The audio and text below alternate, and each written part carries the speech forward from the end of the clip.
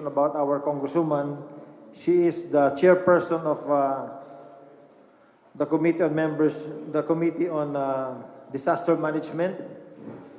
She is the vice chairperson for tourism and women and gender equality, and the member for the majority for appropriation, economic affairs, foreign affairs, and Visayas development. I'd like to give the floor to enlighten us on the Anti-Terror Act of 2020, our Congresswoman Lucy Torres Gomez.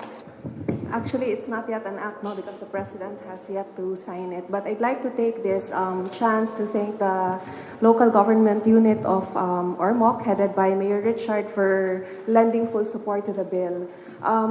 This is one of the most contentious bills that we've had to tackle in the House. And for a while, I thought it would be best to just stay silent because we voted on it already, and then we all knew the process that it went through. But as I was looking at the rage or the anger in social media and the reasons why people were enraged and angered, it was obvious that it was coming from a sense of fear because of misinformation.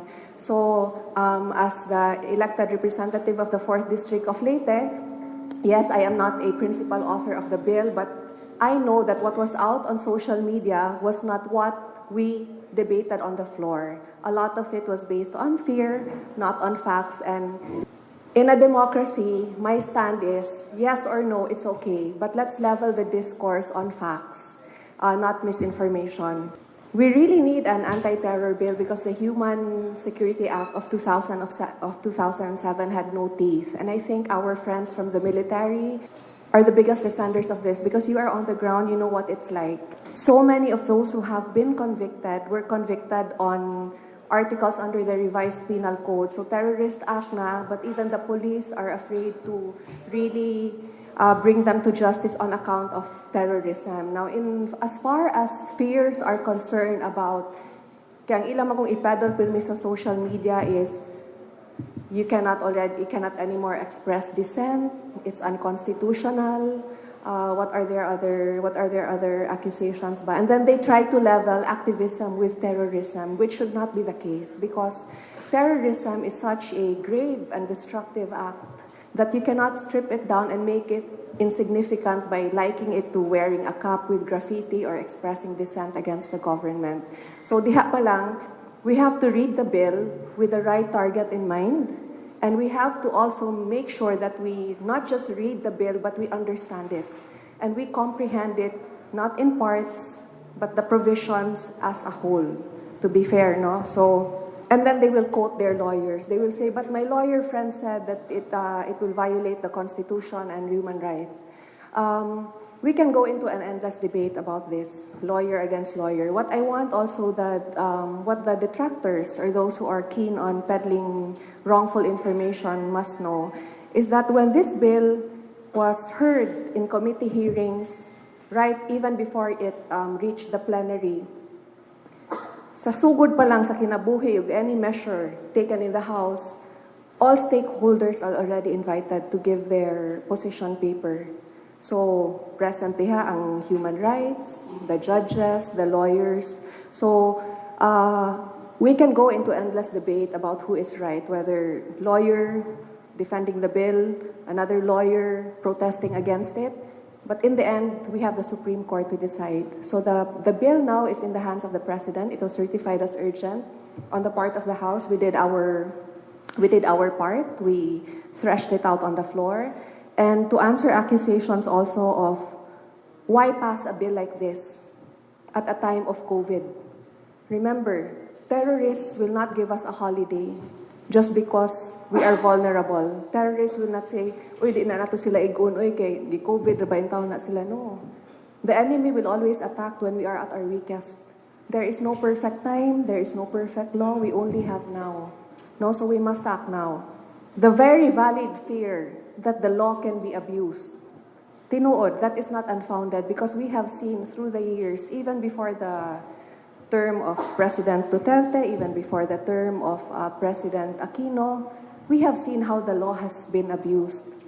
Can you think of any law that cannot be abused in any way? And all the lawyers in the group said, theoretically, all laws can be abused.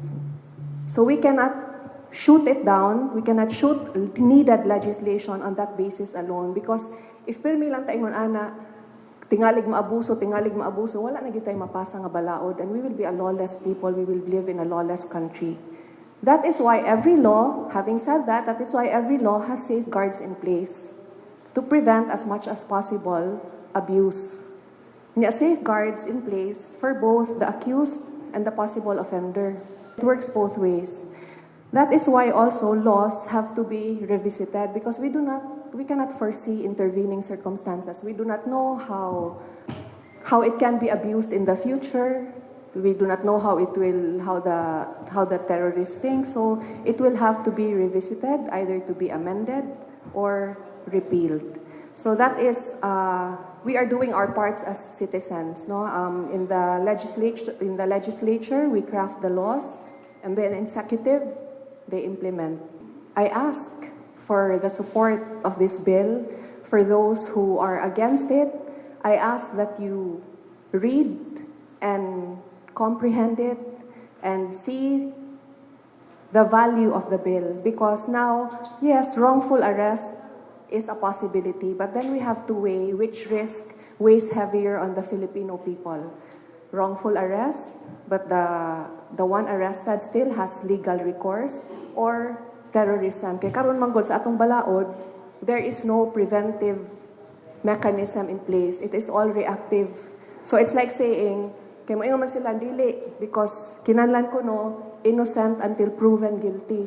That does not work for terrorism, because by that time na-detonate na ang bomb, na anay ni buto, na anay namatay. So gaplano pa lang, nakakita pa lang, napay signs na nakakita na naanay terrorist funding, naanay financing, nagplano pa lang, putlo na.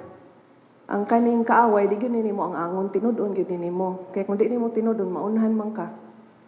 Okay? So, God bless our men in uniform. The bill is up to, it's in the President's desk now. It's up to him to veto or not. In 30 days from the time it was given to him, it will lapse into law. And in the end, it is the Supreme Court who will decide whether or not it is unconstitutional. But on the part of the House of Representatives, we have done our job.